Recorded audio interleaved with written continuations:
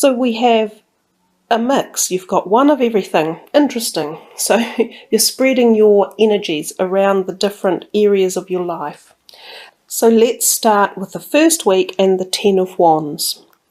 We see this guy here walking away in the background with all these wands, which seem to be quite a heavy burden. The philosophy or the understanding of this energy is that you may be exactly feeling in that place right now at the beginning of May, as if you've had a lot on your mind, you've had a lot going on, there's a lot of people who have required your attention, and you've kind of gathered them all together and you've laboured along, taking it to some final point. But it feels as though it's a lot of weight on your shoulders. So there's a possibility that you need to slow down, give yourself some respite, take a break, and maybe think of yourself as well and not necessarily all these other people, because they all do require attention, but don't forget that you do as well, because you're also important and this is your life, and if you're not functioning properly or up to spec, then you can't really be of much help to others either. So it's also a card of balance. He is actually balancing these very, very well. And we know that when things are in balance, life does flow better. So there's a key message here about being in balance and making sure you maintain the balance, because that is when we can best be of use to ourselves and of others as well. Now, I think if we look at this from a health perspective, it would literally say to slow down, take a break, pace yourself, make sure that you aren't getting burnt out at all, that you are resting and taking some enjoyment, because I think this often means he's working so jolly hard, he's got no time for fun. Well, we all need to stop and have some enjoyment as well. Now, the next card, the Five of Swords. When we get the swords cards come out, we know they generally mean a bit of argy-barginess, a bit of words that can be said that might not necessarily be meant, but they can be said in the heat of a moment and disappoint some people or upset some. This card shows us that there is a victor and the others have moved away. So it can often indicate three people. So there could be three people in a circumstance or an argument, and you might actually be the victor and you might come out the champion on top. But sometimes you have to think, well, what did I actually lose at the same time? Did I lose friendships out of it? Or did I lose composure? Did I lose, or did I hurt the other people and feel regretful about that? So it's a card of saying, just be careful how you gain your wins in life. Try again, it's about balance. Think of others. When you have something, a disagreement or something that needs to be said, remember there are always two sides to the story, and we can say things in many ways, and there is often a much more pleasant way of saying something than just barging straight on in and getting the swords out and having a real good go at it. So I think it's a card of just saying, be careful, treat people with respect as well as yourself. You don't need to be the person who's being abused, but if you're standing up for yourself, do it with some dignity and respect as well at the same time, for yourself and the other people and the situation. Health-wise, it could indicate that I think it just rolls on a little bit from this one, the fact that if you've been feeling a bit tired and run down, it might have continued, you're still possibly a little bit tired, and you could get sort of sudden little things crop up that are annoying, whether or not they're headaches or back pains or little things like that, that indicate sometimes stress and the slowing down and the balance of that. So then we come to this card here, the Six of Pentacles, and we see here again balance. So I think there's a lot in May about your reading that I feel you need some sort of balance, as if things have got out of balance a bit. And definitely the slowing down and the making sure that others are looking after you as well as you're looking after them. And that's what this card is. He's handing out gold coins to these people. Now, it could either be that you are in that situation and you are handing out and helping others, and they are very grateful for it. There's no doubt about that. So that's the gift of giving, which I think this is as well. And it is a wonderful gift. but we must balance it by also receiving. So sometimes this card can be about the need to receive from people who also love you and want to help you, and that they are around in May. So if you haven't been listening to their offers of help enough, it might be a time to stand back and go, actually, I do need some support. I do need a bit of help. And it could be financial, physical, emotional, anything. Financially wise, if we look at it, it says that you have got money around you. Again, balance it. Balance your payments, what you're choosing to invest in.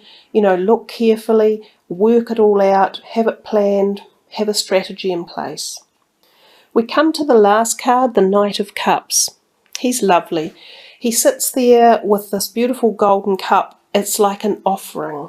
It can be a peace offering. It can be a love offering. It can be new potential romance coming in towards the latter part of May. It can be attending, nice, warm functions, or where you feel heart connection and just pleasantries, social niceness, enjoyment.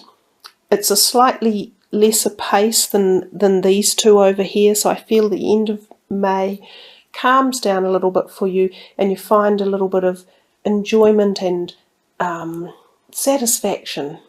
It's also potential new offerings of some sort. So someone in your life is handing you something, and it's generally considered thoughtful and pleasant and enjoyable, whether or not it's relationship related, which it can be, or social hospitality, those type of feelings.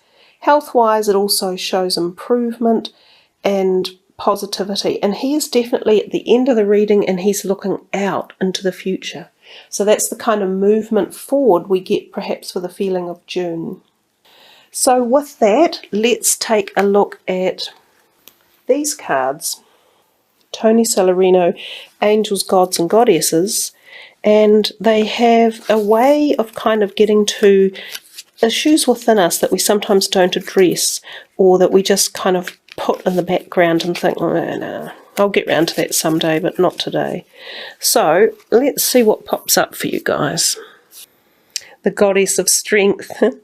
Stand up for what you believe. You will gain respect by holding your ground.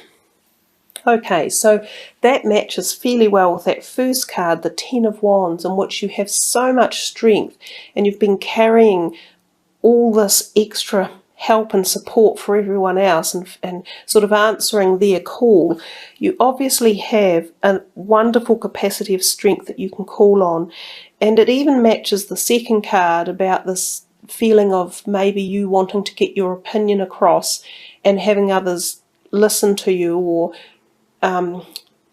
give you a chance to be heard. These guys here are saying to you in May that you have got that capacity, and that if now is a time that you want to speak, to get some resolve done, to get something to go your way, to get something achieved, you can do it with your inner strength, and also I think your physical strength as well. So there is a degree of standing your ground here, Pisces, and knowing that you're right. You have the right to be positive about this and see whatever it is that's on your mind go in the right direction. So let's just see one more from this deck. Angel of New Life. Well, that's lovely too. An exciting new chapter in your life is about to unfold. And we see the moon on top of her head, and we've talked about before, we've had two strong eclipses just recently, and they fell in the categories of Pisces and Aries, and I think they will affect many of us at many levels. So some of you will literally be blooming and flourishing into a new phase of your life for whatever reason, whether or not there's an older perspective of you or a cycle of your life that has come to an end and you are moving into this new chapter. But know that you have the strength to do it, and that you're not on your own, but new beginnings and new life. Oh my gosh, it's such an amazing, prosperous place to be. Sometimes it can be considered difficult because it's just new territory. But as long as we don't fear it and we embrace it and we go for it and we give it all our best, it's the nature of life. because life is not static. We never stay the same. We're constantly changing. And if we don't adapt with that and grow with it, then we do stagnate, and then we have very little to look forward to and very little excitement in our lives and very little growth, which is all wrong. So there you are, Pisces. Those are really beautiful messages. Now, one last card from the Angels of Atlantis. Let's see. Where do I go? Left or right or middle? Left or right or middle? Middle, here. Miracles. Wow, isn't that beautiful? Metatron miracles. We see there a baby. So some of you may be in a fertile period, and some of you may be welcoming a new child into the family one way or another. That could be the beginning of your new phase. We saw that with this card about your new life coming. And I think miracles and babies are very much about new life. And we see this moon up here, so much like this white light. So there's a huge connection somehow between all the three of the last cards that were drawn for you. I'm not sure how the miracles, I think it's quite intrinsically deep. They're not just the miracle of new life and new birth, but it's the miracle of your whole new life, this whole new essence. Some sort of quite big shift is coming your way, even though you didn't have any major arcana cards. It's really interesting. So there must be something in the month of May that the major arcana cards weren't going to even meet with their meanings. So quite a soulful journey. That I think you're on, Pisces. You, given that you're the last zodiac sign and you are already intensely old souls and spiritual beings, perhaps there's a whole part of that that's coming for you with this moon up here, you know, the eclipses we've just been through, this whole new life message that you're getting. There's something quite profound coming in May. Wow, I think it's fabulous. I think look out for it and embrace it when it comes. Very, very nice. Well, thanks for listening, everyone. I appreciate it, and I hope you've enjoyed the readings. I love that you sub, like, and leave comments. And I wish you all the very, very best for May. Kia kaha and much aroha.